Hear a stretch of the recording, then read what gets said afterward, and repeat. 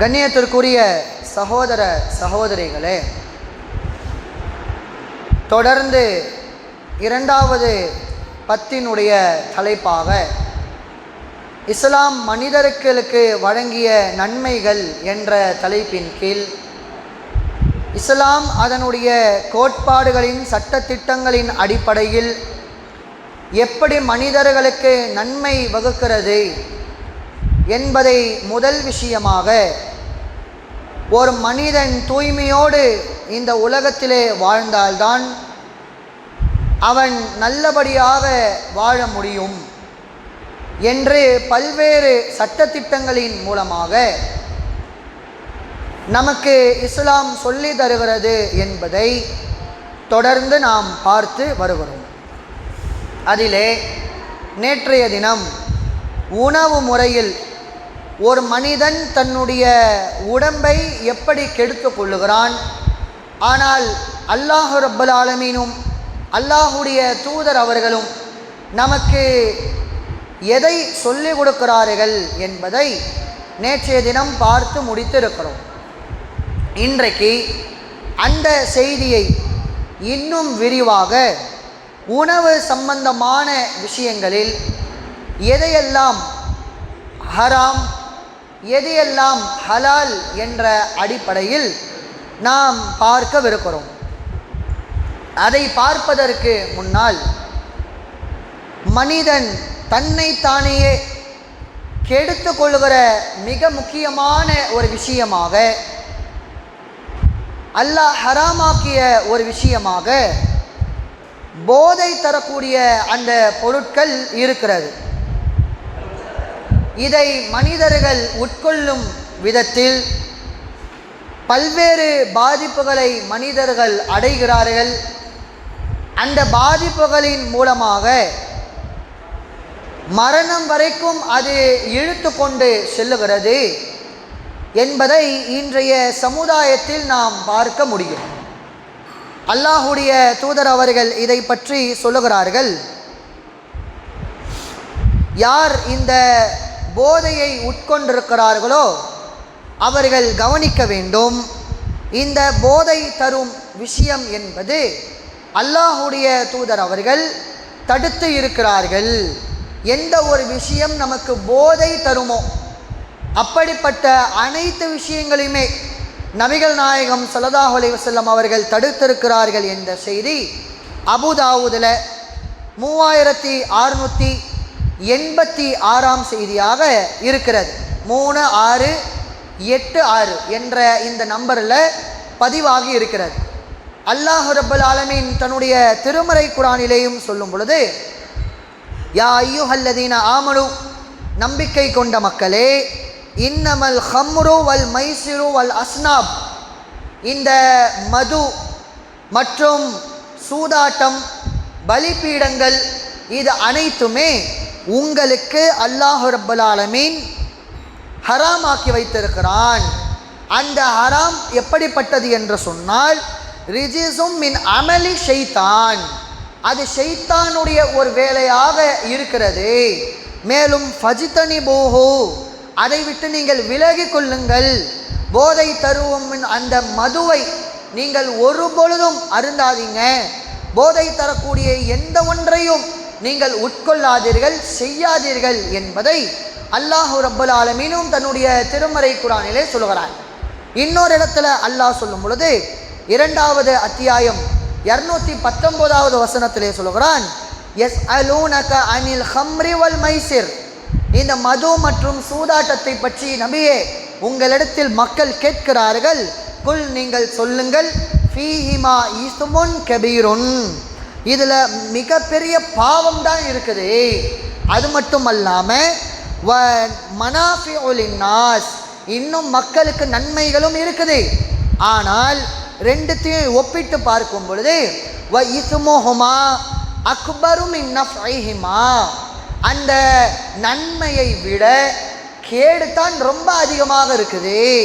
அதை இன்றைக்கு நாம் பார்க்கிறோம். 2 விதமான போதை தரக்கூடிய வகைகள் இன்றைக்கு நாம் இந்த சமுதாயத்திலே பார்த்து கொண்டு இருக்கிறோம். எதை பார்க்கிறோம்? நாம் உடம்பு சரியில்லைனாலோ நோய்வாய்ப்பட்டாலோ மருத்துவரிடத்துல போனால் மாத்திரைன்னு ஒன்று தருவாங்க. அந்த மாத்திரையில் என்ன இருக்குன்னு பார்த்தா எல்லா வகையான அந்த மாத்திரைகளிலையுமே ஒரு வகையான அந்த போதை இருக்க தான் செய்யுது. அந்த போதை இருக்க போய் தான் ஒரு ஜுரம்னு ஒருத்தனுக்கு வந்துருச்சுன்னு சொன்னால் அது போட்ட உடனே தூக்கம் வருது, அது போட்ட உடனே மனது தூங்க வேண்டும் என்று சொல்லுது. இப்படி அந்த தூங்கி அந்த வலியை அது குறைக்கிறது. அப்போ இதுவுமே ஒரு விதமான போதைக்கு உட்பட்ட ஒரு விஷயந்தான். இதில் நன்மைகள் இருக்குது. ஆனால் மற்ற இதை விட அந்த போதையான விஷயங்கள் மது மற்றும் இன்னும் அதிகமான புகை பிடிப்பது, மேலும் எத்தனையோ விதமான போதைப் பொருட்கள் இன்றைக்கு வந்துவிட்டது. அப்போ இதையெல்லாம் நன்மையா என்று பார்த்தால் ஏதோ சிறிது அளவுக்கு அதில் நன்மைகள் இருந்தாலுமே பெரிய அளவிற்கு தீமைகள் மட்டும்தான் இருக்கிறது என்று அல்லாஹ் ரப்புல் ஆலமீன் சொல்கிறான். இன்றைக்குள்ள மருத்துவர்கள் கூட அவர்களிடத்துல இந்த மது சார்ந்த ஒரு கேள்வியை கேட்டிங்கன்னா ஏதோ அப்பப்போ குடிச்சிக்கலாம், ஏதோ இந்த மாதிரி விஷயத்தை மட்டும் குடிச்சிக்கோங்க என்று சொல்லுவாங்க. ஆனால் இந்த புகைப்பிடிப்பது இருக்கிற இந்த புகைப்பிடிப்பது, அதே மாதிரி இன்றைக்கு வகை வகையாக கஞ்சாவை உட்கொள்வது, இது எல்லாமே கூடவே கூடாதுன்னு சொல்கிறாங்க. எப்படி மதுவுக்கு 2 ஆப்ஷன் மருத்துவர்கள் வைக்கிறாங்களோ அந்த மாதிரி வேறு எந்த விஷயத்துக்குமே வைக்க கிடையாது. அது முழுக்க உங்களுக்கு அதிகமான அளவுக்கு தீமையை தான் தருது என்று இன்றைக்கு சொல்லக்கூடியவர்களாக இருக்கிறாங்க. இதை மனிதர்கள் உட்கொண்டு அதிகமான பாதிப்புகளை மனிதர்கள் அடைகிறாங்க. என்ன அடைகிறாங்க?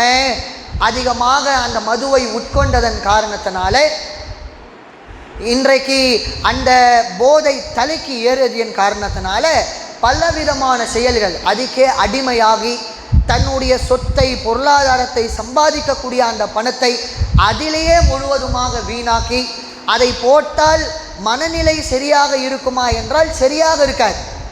மனநிலை சரியாக இல்லாதவங்களை பார்த்து எப்படி நாம் ஓடணுமோ அந்த மாதிரி ஓட வேண்டியதாக இருக்குது. அப்போ அந்த மாதிரி ஒரு நிலையில் இல்லாமல் வேறு ஒரு நிலைக்கு சென்று மகளுக்கும் மனைவிக்கும் தாய்க்கும் வித்தியாசம் தெரியாமல் என்று சொல்லி கடுமையான அளவுக்கான அந்த பாதிப்புகள் அவன் உட்கொள்வதால் அவனுக்கு மட்டும் வருதா பார்த்தா மற்றவர்களுக்குமே இது வருகிறது. மற்றவர்களுக்குமே அது பெரிய பாதிப்பாக இருக்குது. மற்றவர்களுக்கு மிகப்பெரிய ஒரு கஷ்டமான ஒரு நிலையில் அது இருக்குது. அதே மாதிரி யோசிக்கின்ற அந்த பகுத்தறிவு போயிடும், பகுத்தறிவே இருக்காது. என்ன யோசிக்கிறோம், என்ன செய்கிறோம் என்பன போன்ற அந்த பகுத்தறிவு குறைகிறது. அதே மாதிரி கேன்சர் அதிகமான அளவுக்கு இதனால் ஏற்படுகிறது, நுரையீரல் பாதிக்கப்படுகிறது. அனைத்துமே உடம்பில் உள்ள அல்லாஹ் கொடுத்த மிகப்பெரிய அற்புதங்கள். இது எல்லாமே அழியக்கூடியதாக இருக்கிறது. மேலும் புகைப்பிடிப்பதினால் இதயம் உங்களுக்கு சுருங்குகிறது. எது கெட்ட அந்த இரத்தத்தை நல்ல இரத்தமாக ஃபில்டர் பண்ணி அனுப்புகிற அந்த இதயம் என்பது வேலை செய்யாமல் போகிறது. இதனால் அவனுக்கு அதிகமான அளவுக்கு நெஞ்சு வலிகள், மாரடைப்புகள் ஹார்ட் அட்டாக்கில் அதிகமாக போகக்கூடிய காட்சிகளை எல்லாம் இன்றைக்கு நாம் பார்த்து கொண்டிருக்கிறோம். ஆகவே இந்த போதைக்கு அடிமையாகி நம்முடைய உடலை கெடுத்துக்கக்கூடாது. இது ஒரு ஷைத்தானுடைய வேலை. இது தடுக்கப்பட்ட ஒரு செயலாக இஸ்லாத்தில் இருக்கிறது என்பதை நாம் உணர்ந்து கொண்டு இதிலேயுமே இஸ்லாம் நமக்கு நன்மை செய்கின்ற காட்சிகளை பார்க்கிறோம். அடுத்ததாக இந்த உணவு விஷயத்திற்கு வருவோம். உணவு விஷயத்தை பொறுத்த வரைக்கும் அதிகமான எத்தனையோ விதமான உணவுகளை இன்றைக்கு நாம் சாப்பிட்டு கொண்டு இருக்கிறோம். அந்த உணவுகள் அனைத்துமே வகை வகையாக உணவுகள் இருந்தாலுமே அதனுடைய மூலப்பொருள் எதுவாக இருக்கும்னா அல்லாஹ் படைத்ததாக தான் இருக்கும். ஒரு பிரியாணியை செய்கிறோம் அப்படின்னா செஞ்சது வீட்டில் யாராவது செஞ்சுருப்பாங்க, ஆனால் அதனுடைய எல்லா மூலப்பொருட்களுமே அல்லாஹ் படைத்தது. அதனால் என்ன முதலில் நாம் விளங்க வேண்டும்? இந்த உணவு விஷயத்தினுடைய முதல் அடிப்படை என்னவென்றால், ஒரு உணவை இது ஹராமே என்று முடிவெடுக்கிறோம், இன்னொரு உணவு அது ஹலாலே என்று முடிவெடுக்கிறோம். இந்த மாதிரி முடிவை நாம் எடுக்கிறோன்னு வைங்க, இது இஸ்லாத்தில் இல்லாத ஒரு விஷயம். ஏன்? பல இடங்களில் அல்லாஹ் குரானிலே நீங்கள் உண்ணுங்கள், நபியையும் பார்த்து அல்லாஹ் சொல்லுகிறான், மக்களையும் பார்த்து சொல்லுகிறான், நீங்கள் உணவை உண்ணக்கூடியவர்களாக இருங்கள். அந்த உணவு எப்படிப்பட்டதென்றால், குலுமா ரஸக்னாகும், உங்களுக்கு இந்த உலகத்திலே படைத்தவற்றிலிருந்து நீங்கள் உண்ணுங்கள், உங்களுக்காக தான் படைச்சிருக்கிறேன். இன்னொரு வசனத்திலேயே அல்லாஹ் சொல்றான், இந்த பூமியில அனைத்துமே மனிதர்களுக்கு உரியது, மனிதர்களுக்காக தான் படைத்திருக்கிறான். படைத்த அனைத்துமே ஹலால் என்ற முடிவு தான் முதல்ல வரும். முதல் அடிப்படையே நமக்காக தான் இந்த பூமியில் அனைத்துமே படைச்சிருக்கிறான், படைச்சதை அனைத்துமே ஹலாலே என்ற ஒரு முடிவுக்கு வரணும். அந்த முடிவுக்கு வந்துவிட்டு அந்த ஹலாலான விஷயங்களில் அல்லாஹ் எதை தடுத்திருக்கிறானோ, அல்லாஹுடைய தூதர் அவர்கள் எதை தடுத்திருக்கிறார்களோ அது எல்லாம் ஹராம் என்று முடிவெடுக்கும். அல்லாஹு ரப்புல் ஆலமீனும் அல்லாஹுடைய தூதரும் எதை தடுத்திருக்கிறார்களோ அதை விட்டு மட்டுமே விலகணும். இந்த ஹலாலையும் ஹராமையும் உணவு விஷயத்தில் எடுத்து பார்த்தோம்னா ஒரு கிட்டத்தட்ட ஒரு 10% தான் ஹராமாக இருக்கும், மீதி 90% ஹலால் தான். அல்லாஹும் அல்லாஹுடைய தூதரும் சொன்ன அந்த ஹராமான விஷயத்தை எடுத்து பார்க்கும் பொழுது ஒரு 10% தான் வரும். அப்போ அதனுடைய அளவுகோலுன்னு இருக்கும். அது இது தடுக்கப்பட்டது என்று நாம் ஒரு முடிவு எடுத்தோம்னு சொன்னால், தடுக்கப்பட்டதெல்லாம் எது, இந்த காரணம் அதில் இருக்குதா, அல்லாஹும் அல்லாஹுடைய தூதரும் சொல்லி இருக்கிறார்களா என்று இந்த உணவு விஷயத்தில் முதலில் நாம் சிந்திக்க வேண்டும். ஏனென்றால் அல்லாஹ் தன்னுடைய திருமறை குர்ஆனிலே பல இடங்களிலே ஹராம் ஹலால் என்ற அந்த முடிவை யார் எடுக்கணும், நீங்கள் எடுத்தால் என்ன செய்யணும் என்பதையெல்லாம் அல்லாஹ் சொல்கிறான். அதிலே ஒரு இடத்துல அல்லாஹ் சொல்லும் பொழுது குர்ஆனில் 5வது அத்தியாயம் 87, 88 இந்த 2 வசனங்களையும் படித்து பாருங்கள். என்ன சொல்கிறான் அல்லாஹ்?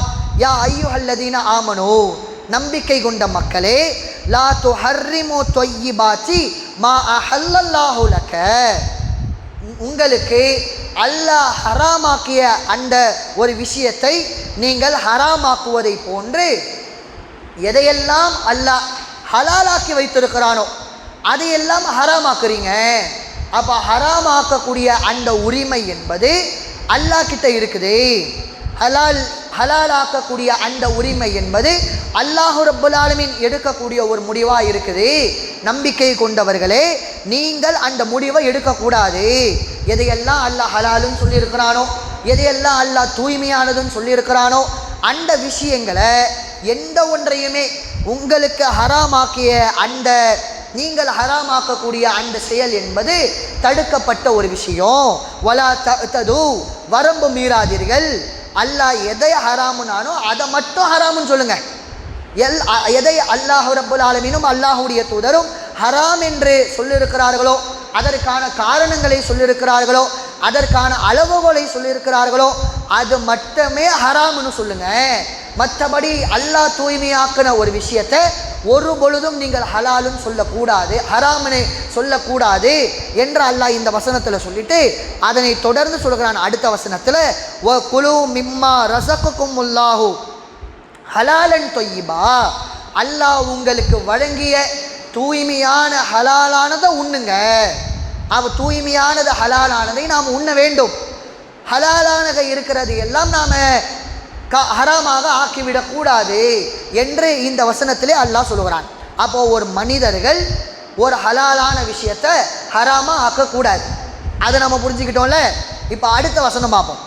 அல்லாஹு ரப்புல் ஆலமீன் குர்ஆனில் 6வது அத்தியாயம் 150வது வசனத்திலே சொல்லுகிறான், குல், நபியே நீங்கள் சொல்லுங்கள், ஹல்லும்ம ஷுஹதாஅகுமுல்லதீன யஷ்ஹதூன, ஒரு மக்கள், அந்த மக்கள் அவர்கள் சாட்சிகளை கொண்டு வரட்டும், ஆதாரங்களை கொண்டு வரட்டும். எதற்கான ஆதாரம்?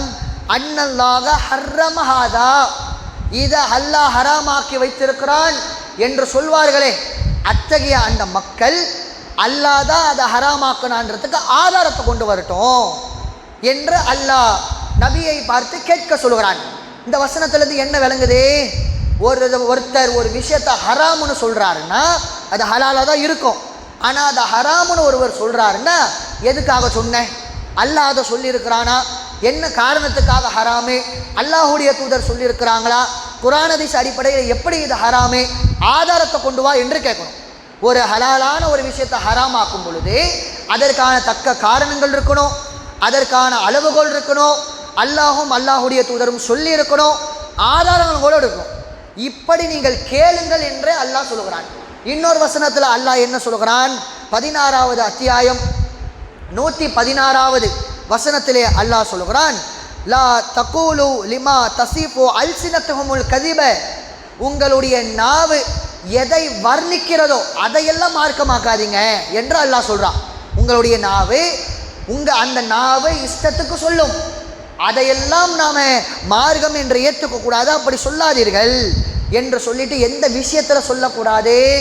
ஹாதா ஹலாலுன், இது ஹலாலே, வஹாதா ஹராமுன், இது ஹராமே என்று நீங்களா ஒரு முடிவு செஞ்சு வச்சிருக்கிறீங்களே, அது மார்க்கம் கிடையாது, அது பொய், அந்த பொய்யை நீங்கள் சொல்லாதீங்க என்று இந்த குர்ஆன் வசனங்களின் அடிப்படையில் நாம் எடுத்து பார்க்கும் பொழுது அல்லாஹ் ரப்பல் ஆலமீன் எதை ஹலாலாக்கி வைத்திருக்கிறானோ அதை ஒரு பொழுதும் நாம் ஹராம் ஆக்கவே கூடாது. அப்படி ஹராமுன்னு நாம் சொல்வதாக இருந்தால் இப்பொழுது நாம் சொல்ல போகிறோம் எந்தெந்த விஷயங்களில் எது எது ஹராமே, என்னென்ன அளவுகோல் இருக்குது என்பதையெல்லாம் நாம் இப்போ சொல்ல போகிறோம். அதிலிருந்து ஒவ்வொரு விஷயத்தையும் ஹராமுன்னு யார் யார் சொல்கிறாங்களோ இல்லை நாமளே ஒரு முடிவெடுக்கணும்னா இந்த அளவுகோலை வைத்து எடுக்கலாம். இப்போ நாம் சொல்கிற அளவுகோல் அதற்கான காரணங்கள் இவ்வளவு தான் இருக்கும்.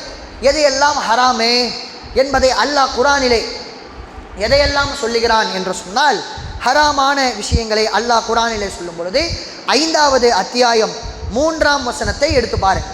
எதையெல்லாம் ஹராமுன்னு அல்லாஹ் சொல்கிறான்? ஹுர்ரிமத் அலைக்கும், உங்கள் மீது ஹராமாக்கப்பட்டு இருக்கிறது. எது என்றால் அல் மைத்தத்து, செத்தவை. செத்தவை தான் சாப்பிட்டுக்கிட்டு இருக்கிறோம். ஆடு செத்து போனால் தானே சாப்பிட முடியும், மாடு இறந்தால் தான் சாப்பிட முடியும். ஆனால் அல்லாஹ் இங்கே மைத்தத்துன்னு குறிப்பிடுறான். மைத்தத்து என்றால் இறந்தது தான், ஆனால் தானாக இறந்தது என்று அர்த்தம் வைக்கணும். இதுக்கு ஹதீஸில் விளக்கங்கள் இருக்கிறது.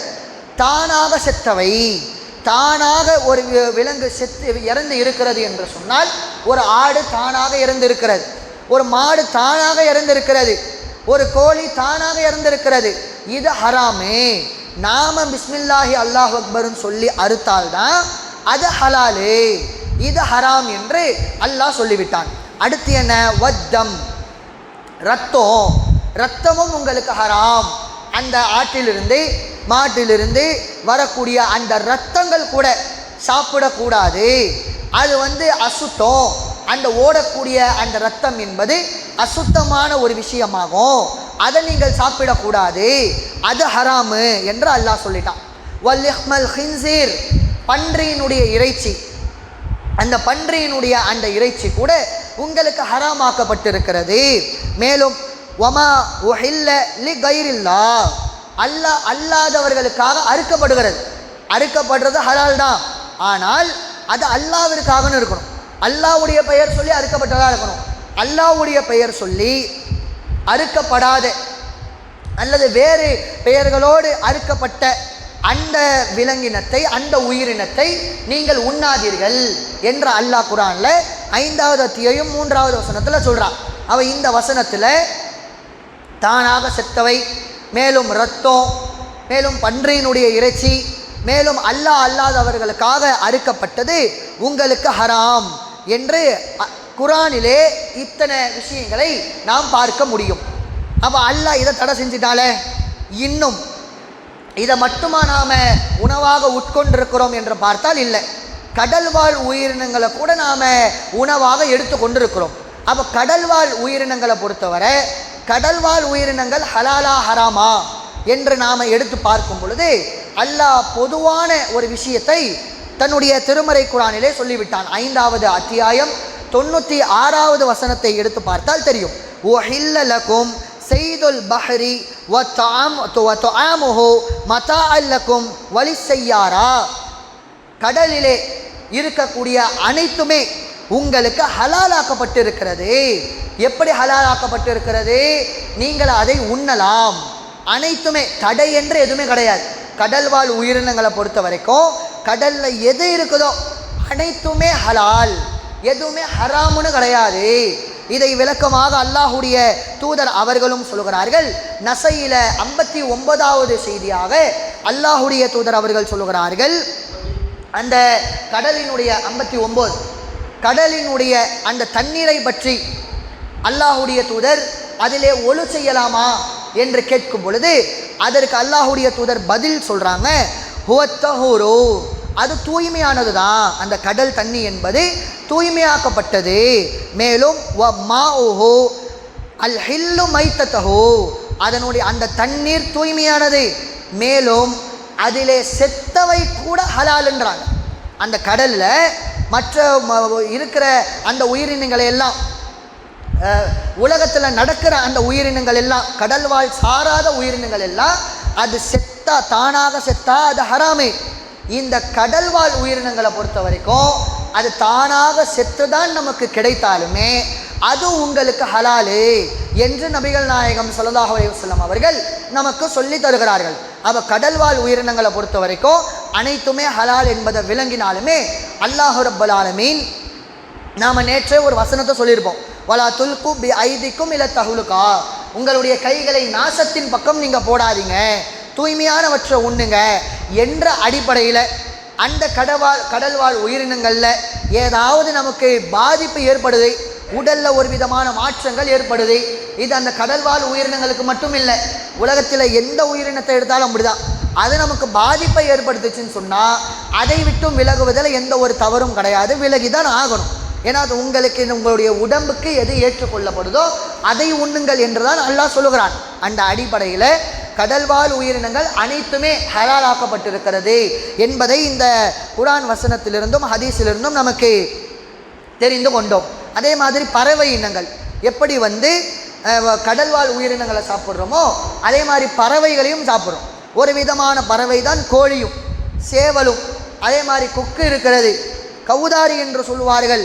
அப்போ இதையெல்லாம் உண்ணலாமா, பறவை இனங்களை உண்ணலாமா என்றால் அல்லாஹ்வுடைய தூதர் அவர்கள் அதற்கும் ஒரு அளவுகோலை நமக்கு சொல்லி தருகிறார்கள். பறவை இனத்திற்கு என்ன அளவுகோல் என்றால், இந்த செய்தி முஸ்லிமில் 1934 செய்தியாக இருக்கிறது. அல்லாஹ்வுடைய தூதர் அவர்கள் சொல்லுகிறார்கள், நஹா ரசூலுல்லாஹி ஸல்லல்லாஹு அலைஹி வஸல்லம், நபிகள் நாயகம் ஸல்லல்லாஹு அலைஹி வஸல்லம் அவர்கள் தடை செய்திருந்தார்கள், அன் குல்லி தி மிஹ்லபி மின் தயிர், பறவை இனங்களில் இருந்து மிஹ்லாபுன்ற அந்த இனத்தை தடை செய்தார்கள். மிஹ்லாபுன்ற அந்த ஒரு விஷயம் இருக்கிற அந்த பறவைகளை ஹராமாக்கி விட்டார்கள் நபிகள் நாயகம் ஸல்லல்லாஹு அலைஹி வஸல்லம் அவர்கள், அதை உண்பதற்கு தடுத்தார்கள் என்று இந்த ஹதீஸ் நமக்கு விளக்குகிறது. மிஹ்லாப்னா என்ன என்று நாம் அதனுடைய அர்த்தத்தை எடுத்து பார்க்கும் பொழுது, மிஹ்லாப் என்றால் ஒரு பறவைக்கு கூர்மையான நகங்கள் இருந்து அந்த நகங்களுக்கு இருக்கிறதுக்கு பேர் தான் மிஹ்லப். ஆனால் அந்த மிஹ்லபுடைய அந்த பறவை என்பது அந்த நகத்தை வைத்து தான் வேட்டையாடும், அந்த நகத்தை வைத்து தான் வேட்டையாடக்கூடியதாக அந்த பறவை இருக்கும். இப்படிப்பட்ட பறவை தான் மிஹ்லப். கோழி கூட தான் ரொம்ப நீட்டமாக ரொம்ப ஷார்ப்பான நகங்கள் இருக்கும், ஆனால் அது வேட்டையாடி சாப்பிடுமான்னு பார்த்தா கிடையாது. மற்ற விலங்குகளை அந்த கைகளை வைத்து அந்த நகங்களை வைத்து வேட்டையாடி சாப்பிடுமானா அப்படி சாப்பிடாது. அப்போ அந்த அடிப்படையில் பார்க்கும் பொழுது உதாரணத்திற்கு கழுகை எடுத்துப்போம். கழுகு அப்படி போன்ற அந்த பருந்து போன்ற அந்த பறவைகள் எல்லாம் தங்களுடைய அந்த நகங்களை வைத்து தான் வேட்டையாடி அந்த நகங்களை வைத்து தான் கொன்று அது உணவாக உண்ணும். அவ இந்த மாதிரி பறவைகள் எல்லாம் தடை செய்யப்பட்டது. அவ மிஹ்லபுடைய அந்த நகங்கள் எதற்கு இல்லையோ, அந்த தன்மை எதற்கு இல்லையோ அப்படிப்பட்ட அனைத்து பறவைகளுமே ஹலால். இதுதான் அளவுகோல். ஒரு பறவைக்கு நம்ம எடுத்துக்கிட்டோம்னா அல்லாஹுடைய தூதர் மிஹ்லபுடையதை தடை செஞ்சாங்க, அது மட்டும்தான் தடை. மீதி எந்த பறவை இந்த அமைப்பில் இல்லைனாலுமே அது எல்லாமே ஹலால். மற்ற இது ஹலாலா இது ஹலாலான்னு கேட்டுறக்கூடாது. இதுதான் அளவுகோல். பறவை இனத்துக்கு இதுதான் அளவுகோல். அவ இதை மட்டும்தான் நம்ம பார்க்கணும். இதுக்கு ஒரு காரணம் இருக்கணும். அப்போ அந்த அடிப்படையில் பறவை இனங்கள் இதுதான். விலங்கினங்களில் நாம் முன்னாடியே பார்த்தோம், பன்றி என்பது அது ஹலாலு என்று பார்த்து முடித்து விட்டோம். அதே மாதிரி அல்லாஹுடைய பன்றி என்பது ஹராமுன்றதை பார்த்துட்டோம். அதே மாதிரி அல்லாஹுடைய தூதர் அவர்கள் இந்த விலங்கினங்களில் பற்றி பேசும் பொழுது அல்லாஹுடைய தூதர் அவர்கள் கோரை பற்கள் உடைய அந்த விலங்குகள் எல்லாம் சாப்பிடுவதற்கு ஹராமு. அதை நபிகள் நாயகம் ஸல்லல்லாஹு அலைஹி வஸல்லம் அவர்கள் சாப்பிடுவதற்கு தடுத்தார்கள் என்று ஹதீஸ்களில் வருது. இந்த ஹதீஸ்களின் அடிப்படையில் நாம் சாப்பிடக்கூடிய அந்த விலங்குகளை எல்லாம் அதற்கு நாம் பார்க்கணும். அதற்கு பற்கள் எந்த அடிப்படையில் இருக்குது. சிங்கம் புலிகளை எல்லாம் நாம் எடுத்துக்கொண்டோமேயானால், நாய் பூனைகளை எல்லாம் எடுத்துக்கொண்டோமேயானால், இந்த வேட்டையாடக்கூடிய இந்த பற்கள் இருக்கும்.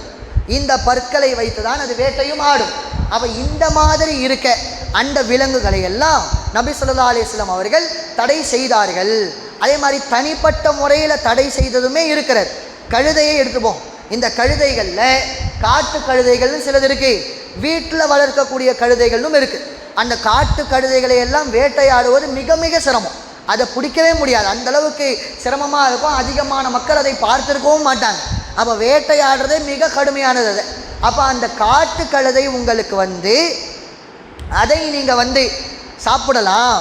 ஆனால் நீங்கள் அந்த வீட்டில் வளர்க்கக்கூடிய அந்த கழுதைகள் இருக்கே, அதற்கு அந்த பல்லினுடைய அந்த அடையாளம் கிடையாது, பல்லினுடைய காரணம் கிடையாது.